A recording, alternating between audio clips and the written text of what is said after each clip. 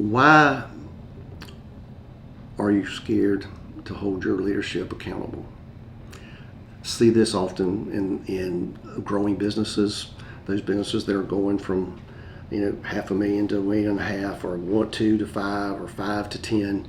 But in these levels, if you're in a business that you're just now developing some leadership, maybe it's a lack of just being scared to turn things over. But I want to talk about somebody who's got a structure of leadership, and they don't really hold everybody accountable equally. And maybe you wouldn't say, I'm scared to do it. You might be, you're hesitant to do it, or you're unclear on how to go about doing it, or maybe you just haven't prioritized how to do it. That is a big part of your role. It's not just a matter of delegating the task. Is you have to communicate that vision, as we've talked about before. You've got to keep them stretching and growing, hopefully just like yourself. So why aren't you doing it sometimes? Number one reason I see often is just a lack of role clarity. You've got this person who is now a manager of this, or a supervisor, or a general manager, but you really haven't clarified what things that you are doing that you're peeling off to them. And so often there becomes frustration with them and you because they aren't really sure what their role is. If they can't tell you fairly quickly what their top 5 things that they're accountable in, or you can't tell them very quickly what their top 4 or 5 things they're accountable in, then you got the possibility of not really holding them accountable. So that would be a good place to start. So once you have role clarity, then you can identify within that what are some processes and measurements that need to be in place. The processes and measurements take time. They take some effort. Hopefully they're already there. You don't have to get, just a KPI, a key performance indicator. What is it? What is the result of them doing their job well? Is it less turnovers? Is it less customer complaints? Is it faster turn? Is it involved in the thing that makes you different than your competitors? Does it allow them to stretch and to grow? Because often in this too, it gives you some separation, and it helps separate emotions. It takes emotions out of it because you've got some clear process and management. So often it's not done because everything's fuzzy and gray. You feel a certain way, or you're picking up a certain vibe, but you can't just sit down. Some of this leaders or managers may have a real strong personality. Yours may not be as forceful. Other time they may be very quiet, and you think everything's okay, and because they're really not comfortable talking to you. So that is something I see happen, and being able to explain the difference between managing and leadership. The management part of their role is more to do with those processes and measurements and standards and how we do things here, and this is the level that we expect and accountability in there.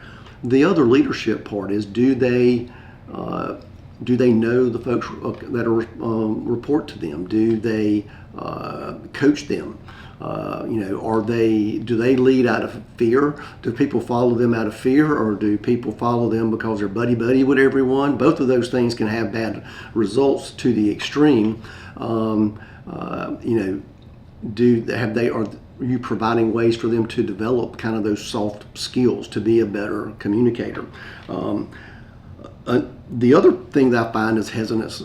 People are hesitant or scared to hold their leaders accountable, is because they aren't growing themselves. If they hold them to a higher standard, they've got to hold themselves to a higher standard. And let's face it, if you've gotten a little bit, lazy, or you've created some bad habits, or you're doing some things that if you hold them accountable, they're going to turn around and say, well, you don't do that. That's big deal, but you can solve it. But nothing is better for your team and for you than to see an owner admit that they're trying to grow an area and trying to grow. Because what I have seen, Owners often don't think they see your weakness. They know it better than you, and they cover it. And when they see an owner really trying to grow and make these changes, boy, it is like setting the woods on fire. That's more motivation for them to grow than anything I've ever seen. But I do think it is something, though, on the topic of why they don't hold them accountable or scared, is that often subconsciously or consciously they know they're going to have to work to a higher standard if they hold them to a higher standard.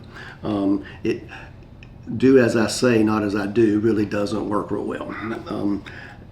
Now, the other part of it is they don't make time to do it, or they don't think it's important or too busy. One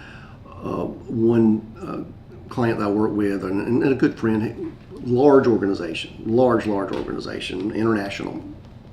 He rose all the way to the top, but at every level he was at, he met with his leadership 30 minutes or an hour individual a month, every month, and he held them accountable to doing that. He would ask them, and this is very high level folks, do you know their spouse's name? Do you know their kid's name? What they like to do? And while that may seem kind of odd, but the bottom line is that communication level in doing it. I've had businesses that they were fairly small, and they all kind of worked in this cluster of 8 or 10 folks, and somebody's a manager, and we discuss having that kind of accountability meeting or coaching meeting with them monthly. And I kind of hear often, I talk to them every day, or we go to lunch every day, or we talk on the job site all the time. That's not the same. And every time when folks have taken that encouragement or advice and started doing it, 100% of the time in my small sampling, and from talking around, is that they interrupt me a lot less. But two things happen. You learn to be a better leader in that conversation. They know they got your one-to-one time, and they'll hold things for that time. It basically just says they're important, and their feedback is important. And they may come in there and complain and moan and groan, but that's okay. They've got a chance to do it. At the same time, though, you've got a chance to discuss their measurables. You've got a chance to discuss their ideas, the problems they're dealing with, people they're dealing with, and then it gives you a chance to go back and compliment some of those folks. That's a wonderful thing when you walk up to someone down the line and say, well, John was telling me what a great job, or Susan told me what a good job you had with this problem. I really appreciate it. They're going to work harder for that manager or supervisor at that point. So it comes down to, often I think, that extra vulnerability, that extra time to get with them buys you back a lot of time. Scroll clarity, the processes of measurement expectations, holding yourself to a higher standard at the same time, and taking time to communicate. And one other thing that happens I do see in business is risking a friendship. Because often these companies are, 20, 25, 50 employees, and often the owner or those leaders, get to be good friends. But in any level of leadership, at that point, you have to keep some separation. And so they're fearful of holding them accountable because it may risk that.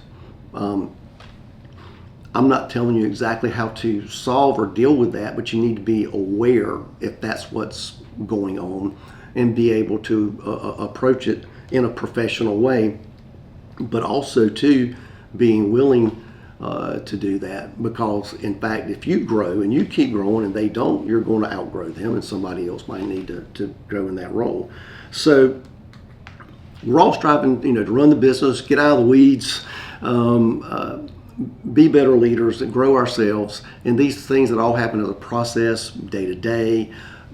But being self-aware is the secret to everything. And maybe you really weren't aware that you were scared or had risk or didn't know what to do to hold them more accountable. You wanted to, but you just didn't know how to go about doing it.